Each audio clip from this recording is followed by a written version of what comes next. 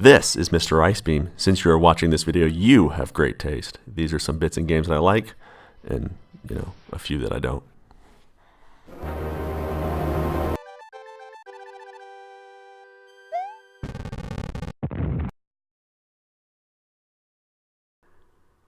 Super Mario Odyssey released in October 2017 and is the first new Mario platformer to release on the Nintendo Switch. As I discuss some bits in the game, there will be spoilers for this game that's been out for over a year. Anyway, on to the first bit.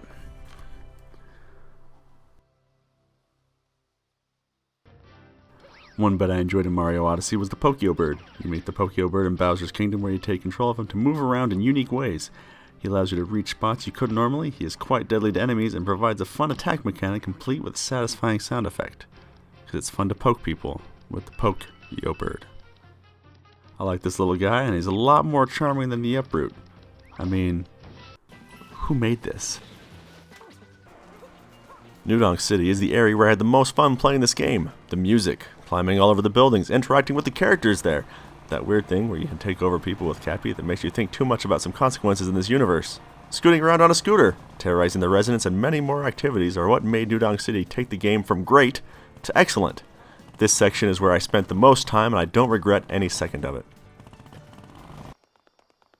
While New Donk City has the hustle and bustle of a metropolis, Lake Lamote is quiet, calm, and serene.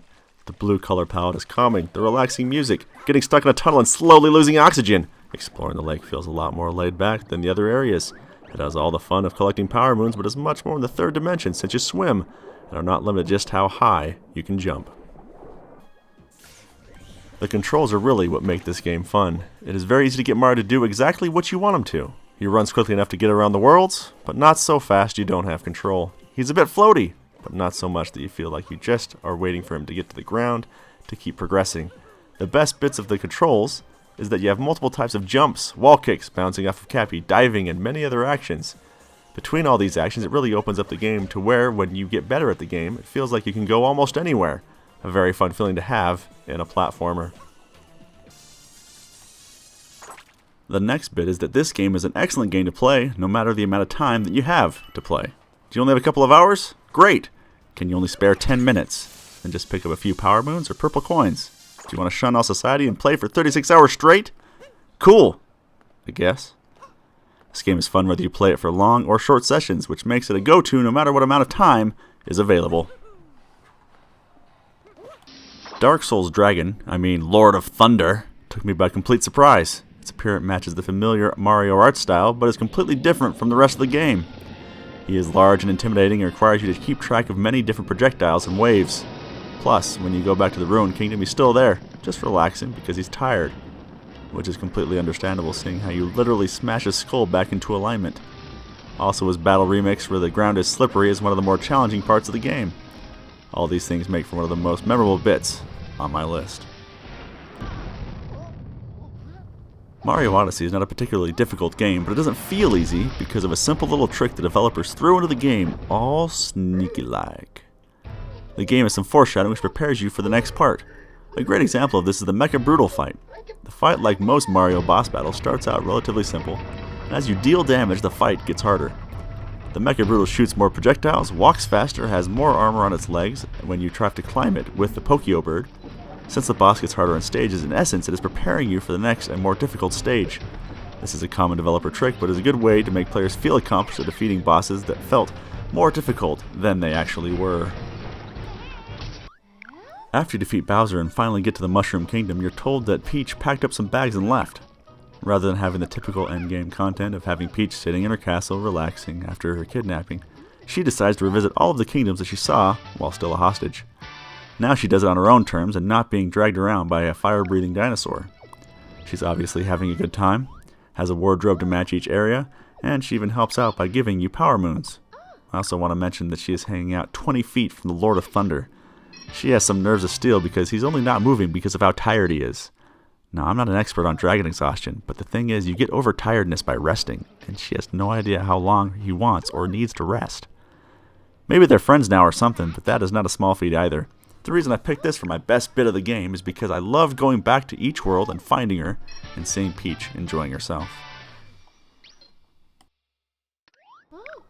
Before I get into some bits that I didn't like, I have a word from our sponsor. Disappointment. That feeling your parents felt when you told them you quit your job to follow your dreams and open an Etsy store. Disappointment coming to a family near you.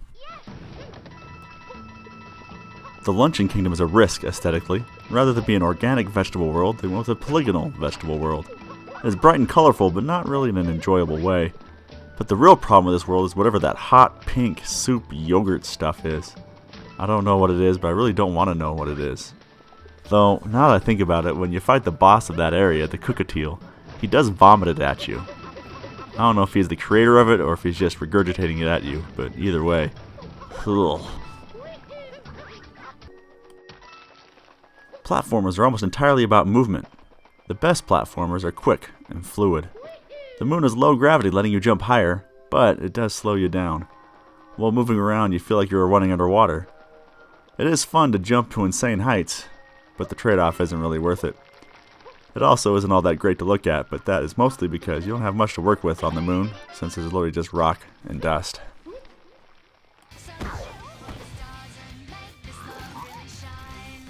The final bit I didn't like is the last cutscene. You spent hours getting moons, traversing kingdoms, meeting new faces, and then the ending scene is just awkward. Mario and Bowser get in a fight over proposing to Peach, and it's frankly just weird. Luckily it's not that long, and most of the cutscenes are fun. I understand it was supposed to be funny, but I didn't really care for it.